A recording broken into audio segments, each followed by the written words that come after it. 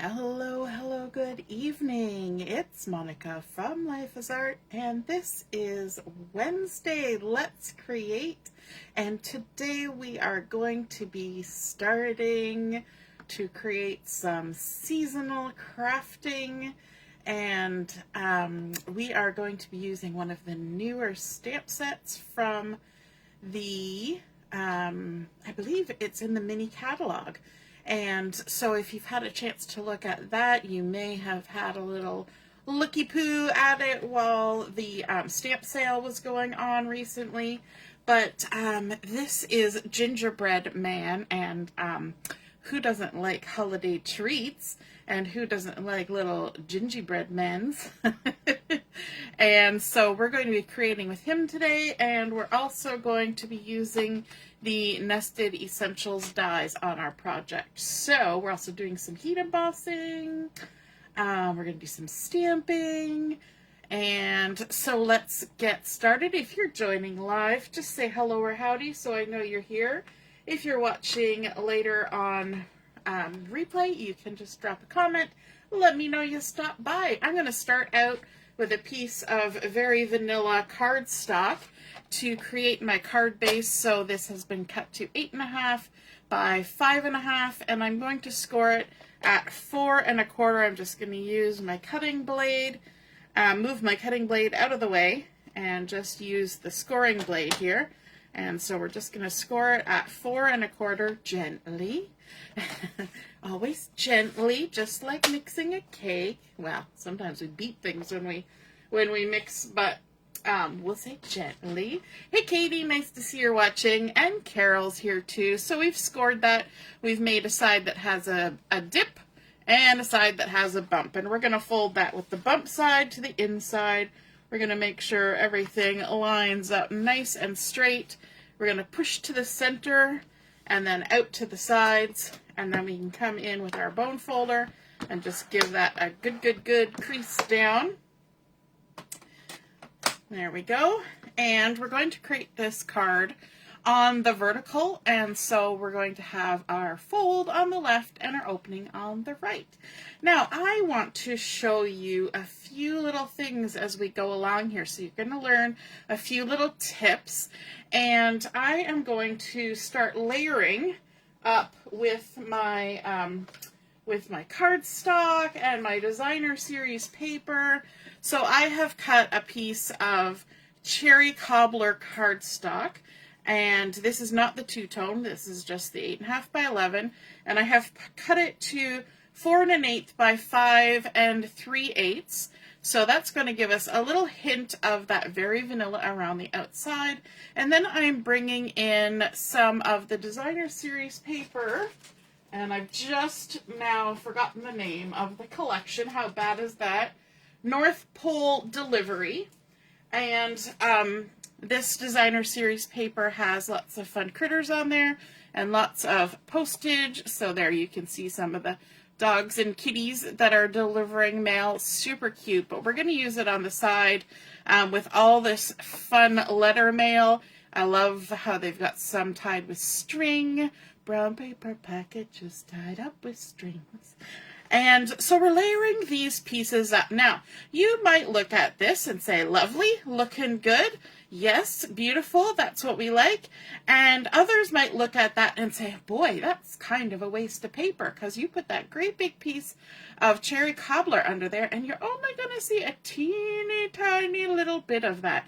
So if you're one of those people and you want to make the most of every little bit of paper that you have, which I kind of do, because I don't buy a lot of paper. I'm not a collector of paper. I buy it and I use it, so I like to use it wisely. And so that's where we can come in with some dies. Now, we only have 1/8 of an inch around the edge that we need to save, although I wouldn't go, within 1/8 of an inch. But we could cut a few pieces out from the center of this cardstock. And what that will do is it will give us some die cut pieces to use on other projects as well as this project. But it will also reduce the weight of our postage. So if you're like me and you're one of those people that goes to the post office and they weigh your mail and they say, oh, we're going to have to charge you a little extra for that because you put lots of lovely paper in that card, in that envelope, then you might want to consider doing this by times. So I'm just going to take advantage of this forgotten paper and do some die cutting before we stick our card together. Now, you have to remember to do it before you stick your card together, don't we? Right? Hey, Deb, nice to see you're watching. And Heather's here too. And Mom is watching from Sweetwater, Tennessee. Hello, hello. All right, and we can keep cutting. We still have some more space. So we're just going to go ahead. We're going to keep cutting. If you wanted to cut out some alphabets out of there, you totally could. You could cut a couple circles. You could cut just a great big rectangle. But I'm going to use my little nested essentials dies here, and I'm going to cut out a bunch of little flags, little banners. Just going to run those through like that. Kind of making a cute little window pattern, but it's very, very disjointed. Okay, so now I can still use this as a layer in my card. So I'm going to set that aside for a minute because I want to bring in another one of those Nested Essentials dies. This is the largest one of those little flags. And grab my pattern paper that's hiding under my Big Shot.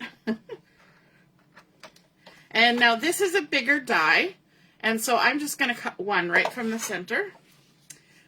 Here's another tip, when you're putting a square die like this through your cutting machine, put it in on a bit of an angle so that when it goes through the big roller, the little corner hits, and then it has time to acclimatize to the die. Whereas if you put it in, it's going to bang right into that, and then when you get to the end, it's going to go thunk. I mean, it's still probably going to make a noise. Not a bang and a thunk necessarily. But if you put it on just a slight angle, it just goes through a little bit easier. Work smarter, not harder. Alrighty. So, we've cut that out. Let's scooch this out of the way. Like so. And so now I have some fun die cut pieces. And I've got 3 extras that I'm not using on my card, but this is super nice. I can just keep track of those, put them in a nice spot where I know where they are, and I can add them onto any of my cards or layouts that I'm creating. And so let's move those out of the way. Now I did also use a piece of the Very Vanilla to cut out another one. They're kind of in incremental order there because these are made with those nesting dies. So we've got the largest, the next, and there is one smaller too. And so we've got a fun little assortment there. What we're going to do is this little guy right here, we're going to take advantage of that, and we're going to grab ourselves a little Stampity Stamp. We've got the one from the stamp set that says, I'll bring it out here so you can see, Season's Eatings. And we're actually going to be putting these on the inside of the card, but I want to stamp this up with some of that lovely cherry cobbler because we're being all matchy-matchy, aren't we? Hey Debbie, nice to see you're watching, and Laura's here. Laura loves those dies. Yes, I pull them out all the time. I like having dies that are super, super good for just about any project you're making. So we're going to kind of stamp that right in the middle of that little banner. I'm going to close this, even though I am going to use it later. I'm going to close it because inevitably you stick your finger in it. You know what I'm talking about. All right, so on the inside of our card, we don't want to always skip the inside. I don't often decorate the inside, but sometimes I do. And in this case, we had that good opportunity to use up some of that often missed paper in those layers. And so we can go ahead and grab this largest little banner here to add some color to the inside of our card. Now I'm not going right to the edge. I want it to be in a little bit from the edge, like that. Then we can come in with our little cherry cobbler banner, just adding adhesive on the back. We're not going to add any dimension on the inside of our card. We want it to close nicely. And there's going to be a little gap in between these two. And then we can come in with our last little die cut banner that we added a little interior sentiment on in that yummy cherry cobbler. Now there are two reds going on in this collection. You'll notice the difference between the banner and this little envelope. This is real red, this is cherry cobbler, but they're both in there, like the inside of the envelope, that's the cherry cobbler. And so let's overlap. And the trick with overlapping, I could do this, but I want to see a little bit of this stitched V. So I'm going to scooch a little closer to the large one and stick down my Season's Eatings. And that makes a nice little corner embellishment on the inside of our card. Now, you might say that's not enough room to write my message, but you do have this whole other side. And so you've got lots of space. And if it's a holiday card and you're sending out a letter's worth of information, you might as well just write a letter and tuck it inside the card too, right? All right, so now back to the front. Now that we've had some fun with the inside, we have our layers that we can add. So we have our cherry cobbler. It's got a little bit of bits and pieces on there from running through the die. But we can just go ahead and add our adhesive to this. One thing I like about when you're adding layers to a card front, I like sometimes to have a layer that covers the whole card front. If I'm being, maybe the word I'm not saying is cheap, but maybe frugal, if I'm being frugal, because quite often white cardstock is a little bit more economical than a colored cardstock. So if you're being economical and you're making a white card base and then you want it to look like it's a colored card base, you put on a layer that covers your entire front of your card. However, because cards are something that gets opened and closed, I think it's sometimes nice to have that top first layer a little bit in from the edge. It'll show your card base, so you want to make sure that your card base is, a color that coordinates, not just some random color. And normally I would go with a light color because then I don't have to add an extra piece of cardstock inside for a writing spot. But what this does is it creates a little bit of a buffer. So when you pick it up and you go to open your card, you wouldn't accidentally try to pull that front layer off, right? Because you realize that there's an edge there and you would automatically go to open the base card and not try to peel off the layer. So that's my little top tip for doing that. If you don't mind having that little rim around there, it looks pretty. It makes it look like you've got lots of lovely layers, even if we've cut out a bunch of them.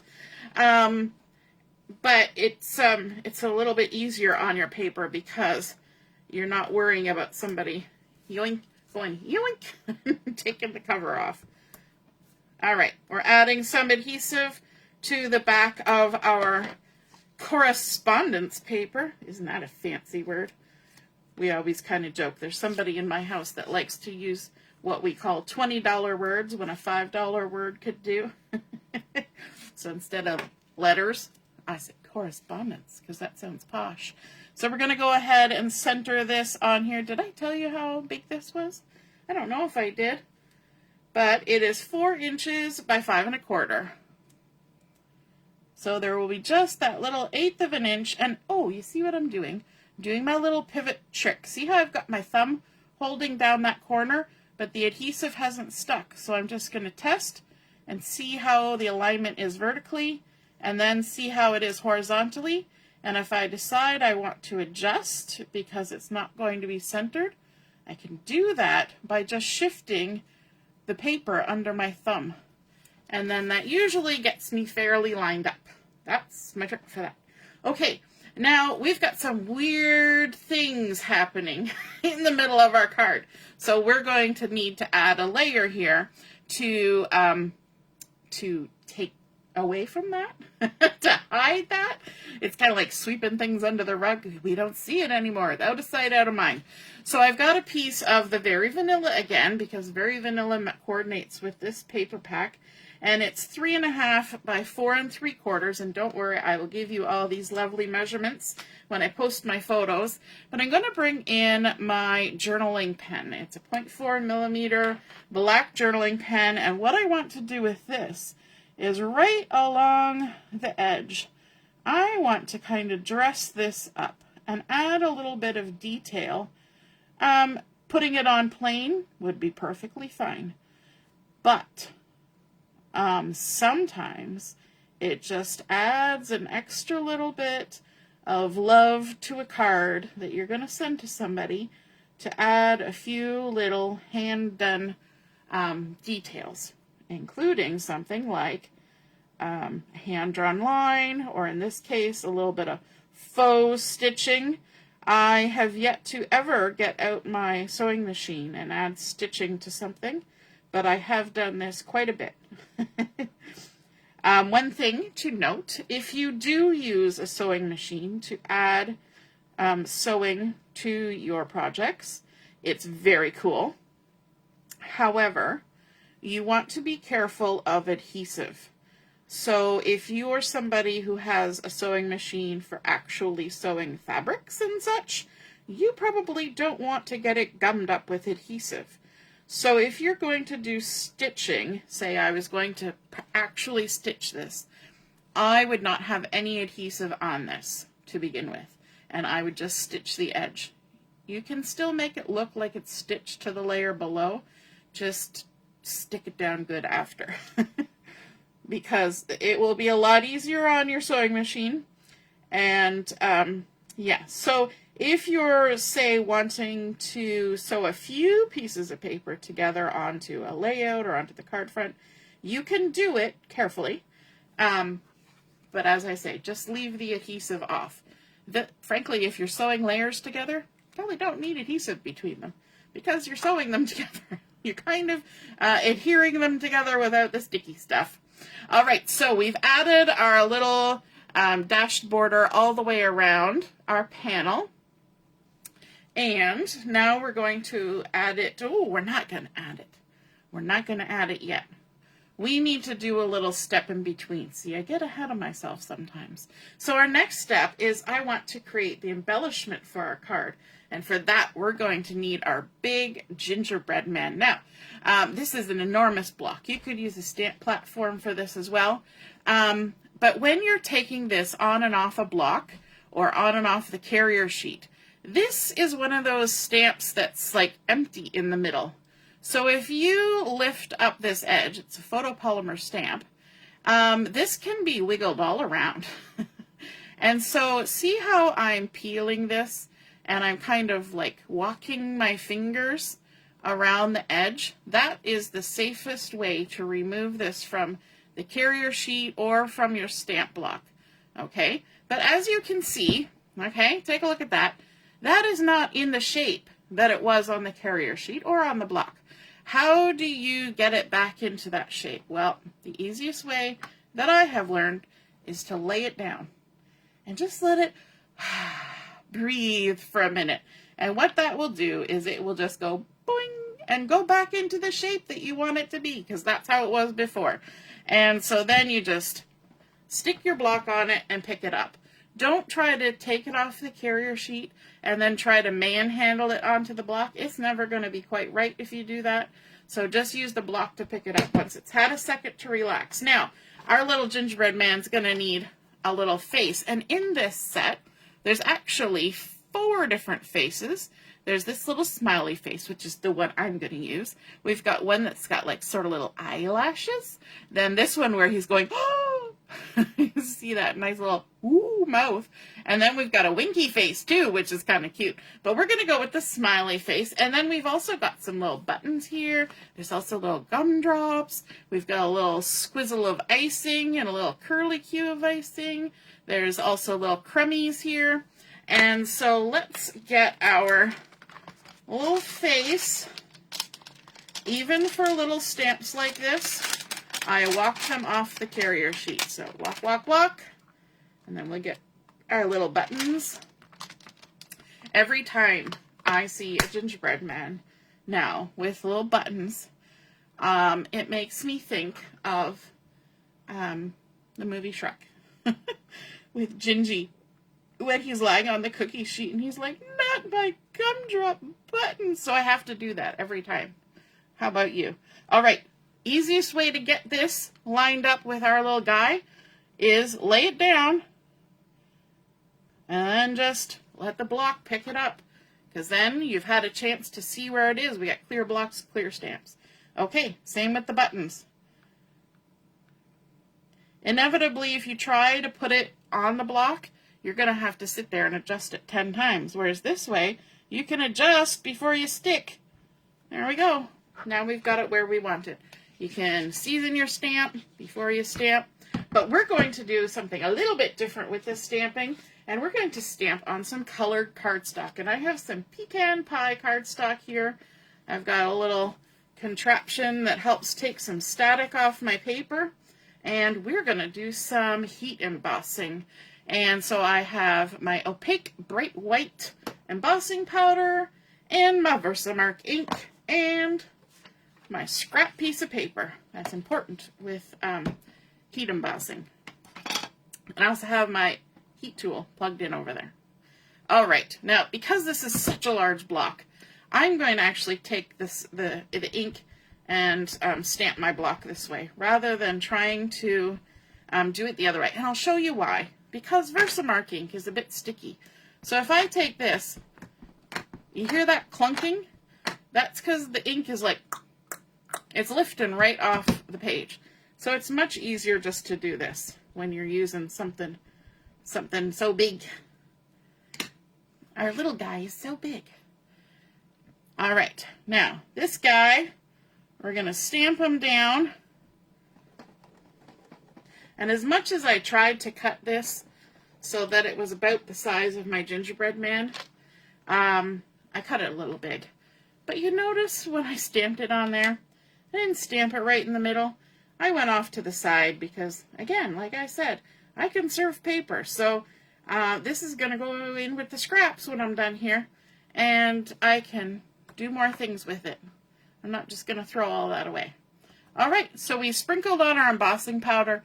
Then we just tipped it and gave it a tiny little tap. If you give too much of a tap, then you end up knocking off more embossing powder than you want to. All right, because we used that little anti-static thingamajiggy, it kept to a minimum the amount of stray embossing powder that's stuck all over our paper, because embossing powder is just little bits of plastic, and little bits of plastic stick to everything. So if you don't try to get rid of the static, it'll stick everywhere you don't want it to. Okay, I've got my embossing tool here. And when you're embossing, I like to hold my paper up from my work surface, and I like to point my heat tool away from my fingers. You see how I'm pointing it away? And it's also allowing it to blow across my paper, so my whole paper is kind of heating up as my tool is heating up. And now we just wait for that lovely little embossing powder to change from dry and powdery to shiny and bright. And there it goes. It doesn't take long. And then we'll just work our way around our little gingerbread man. And why do I not point it at my hand? That's because it gets hot. And I don't want my fingers to be so hot. you could burn yourself with this. So caution, safety, craft room safety tips. My daughter just started taking a class at high school, construction technology. And in any of the shop classes, the very first week or two, all they do is shop safety, and then they have to pass a test before they're allowed to touch stuff in the shop. So there we go. We've got nice shiny heat embossing now, and it's still warm, but it's on there. It's not going to come off. But I do need to get that little bit of powder off there, because you can see the little powder. So the way I do that is very technological. It's called rubbing it on my pants. If you have a nice clean microfiber cloth or something in your craft room, which I do somewhere, but I cleaned my craft room and now it's like put away on a shelf and I didn't get it out. But now we can do some fussy cutting. The first step to fussy cutting, though, is the rough cutting. And that's what's going to allow me to save some of this Pecan Pie cardstock for another project. So I can set that aside. Not everybody would save that piece, but I'm going to. All right, now I'm going to fussy cut, and I'm going to go around the outside. I'm going to leave a little halo of that pecan pie all the way around. Look at that. I lifted my scissors and I got a little jagged piece. And I did it again. Oh my goodness. It's because I left too much here. I should have rough cut that a little bit too. All right. We're going to work our way around. The trick with not leaving those jaggedy bits is as you open your scissors, push them forward so that they never lose contact with your paper. And then you want to pivot your paper as you cut. Now I'm actually cutting really slow for me. Usually I go a little faster than that, but don't want to make anybody dizzy with this spinning gingerbread man. There we go, all the way around. Our fun little guy. Now this gingerbread man sadly is going to meet with a terrible accident, which often happens to gingerbread man. And there's a whole story about this at my house, where I grew up, about the gingerbread man that my mom made to decorate the gingerbread tree with. And after a day or two, something awful had happened to pretty much every gingerbread man that was close to the height of the young people, my brother and I, and they were missing all their arms and legs. So this little Gingy, I know I feel so terrible for him, but he has met with a terrible accident. It must have happened coming off the cookie tray, and as most bakers know, the ones that get broken on the tray are the baker's cookies, and they get to eat them. Because, you know, you have to make sure that they're tasty before anybody else meets with some sort of bad tasting cookie. So our little Gingy has now had a oh snap. And so I know it's a little sad. And you know what? There are dies that come with that you can purchase with this stamp set in a bundle. And I believe there's a die that actually does this. So don't think bad of me. Stampin' Up! Made a die to do it too. But we've got our little Gingy here, and he's had a little mishap, but that's okay because he's tasty anyway, and we're still going to eat him. But he's going to kind of hang out here on our card. Maybe this is maybe like a cute little rectangle plate, and we're going to add, before we stick him down, we're going to add a sentiment to the front of our card. And the sentiment that we're going to add is actually, oh snap, because they thought about this, right? They knew that we were all going to do this. And so we're going to just take this nice little stamp here and go up here in the corner on a little jaunty angle. And we're going to stamp our oh snap, because that's super cute. I mean, it wouldn't be cute if you actually broke your leg, but the gingerbread man, it's okay. And you know what?